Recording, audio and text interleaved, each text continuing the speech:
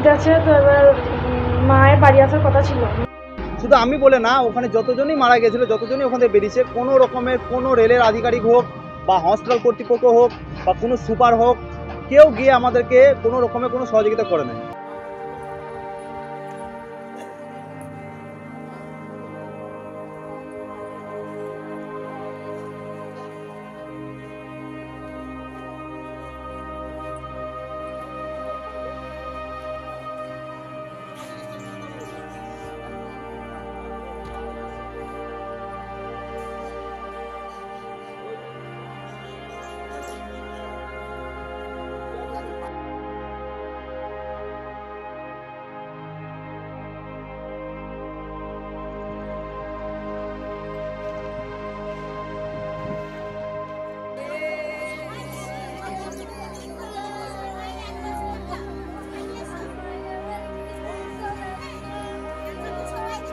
আমাদের ঈদ আছে, তো এবার মায়ের বাড়ি আসার কথা ছিল। মা শিলিগুড়িতে থাকে, আমার বাবা এখানে বিস্কুট ফ্যাক্টরিতে গাড়ি চালায়।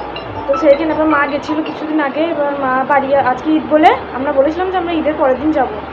সেই জন্য মা বলেছিল যে তাহলে আমি ঈদের দিন যাবো। আমাকে বলেছিল যে বিকেলের দিকে যাবো। হঠাৎ করে সকালে ফোন করছি 8টার দিকে, বলছি খুব বৃষ্টি হচ্ছে, তো এবার ট্রেনে উঠবো। এই সকালের দিকে আমাকে বললো ট্রেনে উঠবো। আমি বেশ ঠিক আছে বললো, তাহলে রাখ।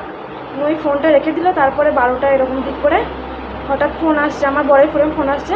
মানে আমার ফোনে আমার বাবা আমাকে পায়নি, দিয়ে আমার বাবা আমার বরের ফোনে ফোন করেছে। দিয়ে আমি ফোনটা ধরলাম, দিয়ে আমি জিজ্ঞাসা করলাম কী হয়েছে, তখন এরকম এরকম বললো।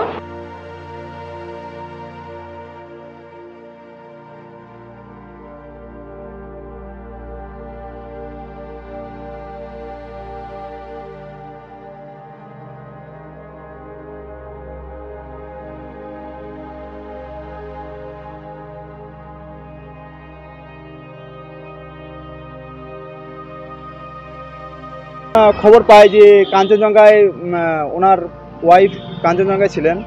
তো তারপর যখন আমরা তড়িঘড়ি যাই, ওখানে গিয়ে যখন দেখি, তখন আমাদের টাইম প্রায় 9:45 কি 10টা এরকম, ঠিক আছে, 9:45 কি এরকম টাইম হবে। তো সে মুহূর্তে যাওয়ার পর আমরা দেখি তখন অলরেডি সব কিছু ক্লিয়ার হয়ে গেছে। মানে সব কিছু আপনার যেটা বডি নিয়ে চলে গেছে, যাদেরকে মানে যারা এই উদ্ধার কাজে লেগেছিল তারা সব উদ্ধার করে অলরেডি ওখান থেকে সব বেরিয়ে গেছে। আমরা যখন যাই ওখানে পৌঁছাই, তখন ওখানে দেখি কিছুই নেই। আমরা ওখানে সিআরপিএফের সাথেও কথা বলি, ওখানে গিয়ে লোকাল মানুষের সাথে কথা বলি, যারা উদ্ধার কাজের সাথে যুক্ত ছিল তাদের সাথেও কথা বলি যে এরকম ব্যাপার, ওনার মিসেসকে পাওয়া যাচ্ছে না, ঠিক আছে, তো এখানে কি আছেন। তারপরে ওখানে একটা নাম্বার দেওয়া আসা হয়, কন্ট্যাক্ট নাম্বার দেওয়া আসার পরে তারপর আমরা মেডিকেলে আমাদেরকে যেতে বলে। মেডিকেলে যখন যাই, মেডিকেলে গিয়ে খোঁজাখুঁজি করার পরে তখন পাই না। তারপর আমরা রিসেপশনে গিয়ে ছবি দেখতে চাই, আমাদের কাছে বলে যে ছবি দেখাও, তাহলে আমরা বুঝতে পারবো যদি কেউ এসেছে কিনা সেরকম। তো আমরা তখন পরবর্তী ক্ষেত্রে ছবি দেখাই। ছবি দেখানোর পরে তখন ওরা দেখে যে ওরা একজন বললো যে এরকম একটা মহিলা এসেছিলো, তবে আমরা মুখ দেখে তো বলতে পারবো না, কারণ মুখটা ফেসের অবস্থা খুব ক্রিটিক্যাল ছিল, ঠিক আছে, খারাপ ছিল। তো তুমি একবার মর্গে গিয়ে দেখে আসতে পারো, ঠিক আছে। তো আমরা যখন ওখানে যাই, ওখানে যাওয়ার পরে দেখি যে হ্যাঁ, আমরা যখন ডেড বডিকে শনাক্ত করার পরে তারপরে আমরা যে কাগজপাতি যে একটা ফর্মালিটি হয় সেটা আমরা পূরণ করলাম। পূরণ করার পরেও হ্যাঁ, ডেড বডিকে নিয়ে যাওয়া হয়। বডি আনতে গিয়ে সমস্যা বলতে আমরা ওখানে কোনো রকমের কোনো ধরনের সহযোগিতা পাইনি। এক তো হচ্ছে রেল কর্তৃপক্ষের কোনো সহযোগিতা পাইনি, দুই হচ্ছে হাসপাতাল কর্তৃপক্ষেরও কোনো সহযোগিতা পাইনি। সমস্ত কিছু নিজেকেই করতে হয়েছে, নিজেকেই করে আমরা ডেড বডি বার করে নিয়ে এসেছি। অনেক প্যারাসানির মধ্যে আমরা ওই এনজিপি থেকে মানে শিলিগুড়ি থেকে, জলপাইগুড়ি ডিস্ট্রিক্ট থেকে আমরা এখানে বর্ধমান ডিস্ট্রিক্টে ডেড বডি আনতে মানে বহুত প্যারাসানিতে ভুগতে হয়েছে আমাদের।